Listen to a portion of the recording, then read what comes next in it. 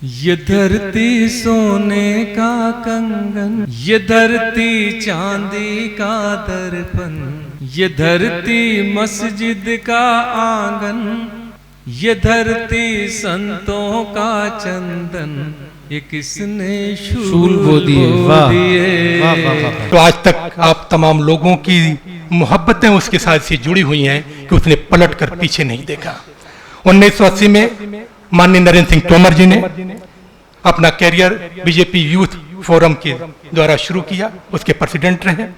1998 में वो एमएलए हुए, 2003 में वो फिर एमएलए चुने गए और उन्होंने उमा भारती जी और बाबूलाल गौर की कैबिनेट में काम किया। 2009 में फिर जो है मेंबर पार्लियामेंट चुने गए और फिर 2014 में हम देखते हैं कि मोदी जी की कैबिनेट में, प्रथम कैबिनेट में और दूसरी कैबिनेट में, दोनों में उन्होंने उनको जो भी जिम्मेदारियां दी गई उस तरह से अपना काम किया कि वो एक नज़ीर, एक मिसाल बन गए। इस वक्त हमारे बीच में वो मौजूद हैं। 2023 में से मध्य प्रदेश विधानसभा के अध्यक्ष हैं और मैं बार बार इसलिए कहता हूं कि हमारे बीच में इतिहास बनाने वाली शख्सियत है। चौंक पड़ती है आखिरी मंजिल जब मैं पहला कदम उठाता हूं, जाने किस किस से दिल का रिश्ता है, जाने किस किस का गम उठाता हूं। जोरदार तालियों में स्वागत कीजिए हमारे मुख्य अतिथि मोहतरम नरेंद्र सिंह तोमर जी। आज की इस गरिमामयी संध्या में हम सबके मध्य विराजमान जस्टिस समरी अहमद साहब, जस्टिस इंद्रजीत शुक्ला जी, आदरणीय रामपाल सिंह जी, आदरणीय मेहताब भाई, हमारे मध्य प्रदेश के आईपीएस इरशाद वली साहब, हमारे इस अंचल की पैदाइश लेकिन पूरे देश में मध्य प्रदेश के नाम को रोशन करने वाले आदरणीय मंजर भोपाली जी, उनके साथ उपस्थित सभी माननीय शायरगण और आज के इस कार्यक्रम के मुख्य प्राणभूता केंद्र बिंदु डीएसपी विजय सिंह भदौरिया जी, आप इस अवसर को सफल बनाने के लिए उपस्थित सभी देवियों, सज्जनों और पत्रकार मित्रों, आज इस मौके पर उपस्थित होकर मैं बहुत ही गौरवान्वित अनुभव कर रहा हूं, क्योंकि विजय भदौरिया मेरे छोटे भाई जैसे हैं और बरसों से उनका साथ रहा है। आज उन्होंने अपनी लेखनी के माध्यम से पूरे समाज को एक रोशनी देने का काम किया, एक दिशा देने का काम किया। ऐसे खुशनुमा अवसर पर उपस्थित होकर कौन प्रसन्नता से महफूज हो जाएगा। इसलिए निश्चित रूप से मुझे बहुत गर्व है, क्योंकि जब विजय भदौरिया ने मुझे कहा कि एक पुस्तक का विमोचन है, तो मैंने पूछा काय की पुस्तक है, तो उन्होंने मुझे कहा कि मैंने लिखी है। तो मैंने सोचा कि कोई पुस्तक है तो उसका विमोचन या तो मुरैना में होगा या फिर ग्वालियर में होगा। तो मैंने कहा ठीक है, मैं किसी दिन आऊँगा तो उस तारीख में अपन समय तय कर लेंगे। तो इन्होंने कहा नहीं, भोपाल में करना है। तो आज मैं स्पेशली विजय भदौरिया के इस कार्यक्रम के लिए ही उपस्थित हुआ हूँ। और मुझे जानकर बहुत प्रसन्नता है कि एक पुलिस ऑफिसर और एक नेक इंसान के रूप में तो हम विजय भदौरिया को जानते ही थे, लेकिन एक लेखक, एक कवि और एक शायर के रूप में जो उनकी प्रतिभा है, मैं भी उससे परिचित हुआ हूँ। आप सब लोगों में से भी बहुत सारे मेरे ही जैसे लोग होंगे।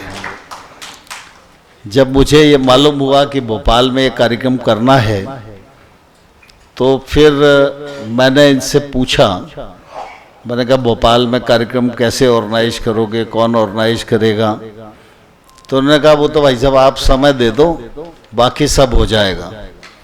तो मुझे यह देखकर भी बहुत प्रसन्नता है कि मेहताब भाई जैसे लोग इस आयोजन को सफल बनाने के लिए प्राणपण से जुटे हैं, तभी इतनी बड़ी संख्या में आप सब यहाँ उपस्थित हैं। मैं इस अवसर पर आप सबको बहुत साधुवाद देता हूँ। हम सब जानते हैं कि मनुष्य जन्म तो हाड़ मांस के पुतले के रूप में ही लेता है। बचपन होता है, युवावस्था आती है, जवानी आती है, बुढ़ापा आता है, कर्म करते हुए अपने जीवन को पूर्ण कर लेता है। ये एक स्वाभाविक प्रक्रिया है जो प्रत्येक जीव के साथ चलती ही है। लेकिन अपने जीवन को अपने कर्म और दायित्व के साथ साथ और निखारने के लिए मनुष्य को हमेशा प्रयत्नशील रहना चाहिए। और स्वाभाविक रूप से अगर व्यक्ति विचारशील हो, शिक्षा से, अध्ययन से, समाज से, संवेदनाओं से उसका जीवन जुड़ा रहे, तो निश्चित रूप से बहुत सारे अच्छे अंकुर उसके भीतर प्रस्फुटित होते ही हैं। और मैं ऐसा मानता हूं कि हिंदी की कविता हो या उर्दू की शायरी हो, दोनों ही समाज का दिग्दर्शन करते हैं, पथ प्रदर्शन करते हैं। कहा जाता है कि जहां न पहुंचे रवि वहां पहुंचे कवि। तो शायरी के माध्यम से अपनी आत्मा की अभिव्यक्ति करना ये निश्चित रूप से आसान हो जाता है।